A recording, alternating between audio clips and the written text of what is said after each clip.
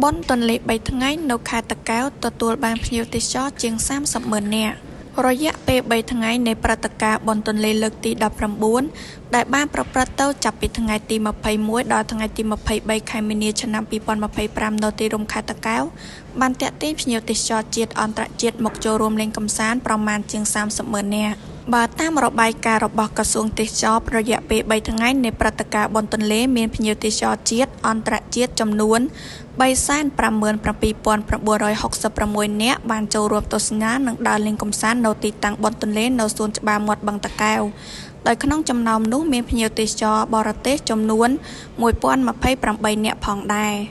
ជាមួយគ្នានេះនៅថ្ងៃទី1មានទេសចរជាតិដើរលេងកម្សាន្តចំនួន11367 នាក់និងទេសចរបរទេសចំនួន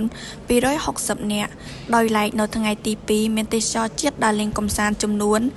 18000នាក់និងទេសចរបរទេសចំនួន300នាក់និងថ្ងៃទី3មានទេសចរជាតិដើរលេងកម្សាន្តចំនួន148,599នាក់និងទេសចរបរទេសចំនួន468នាក់សូមជម្រាបថារយៈពេល3ថ្ងៃនៃពិធីបុណ្យទន្លេដែលរៀបចំឡើងនៅសួនច្បារមាត់បឹងតាកែវមានកម្មវិធីជាច្រើនត្រូវបានរៀបចំឡើងដើម្បីបង្កលក្ខណៈសប្បាយរីករាយជូនប្រជាពលរដ្ឋនិងភ្ញៀវទេសចរអន្តរជាតិរួមមាន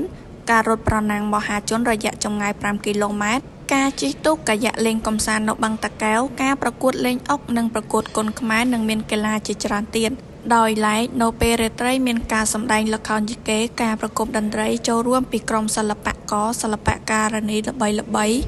ការតាំងពិព័រណ៍សមិទ្ធផលសក្តានុពលរបស់ខេត្តតាកែវព្រមទាំងមានការបង្ខំគោមនិងការអុជកាំជ្រួចដើម្បីអបអរសាទរផងដែរ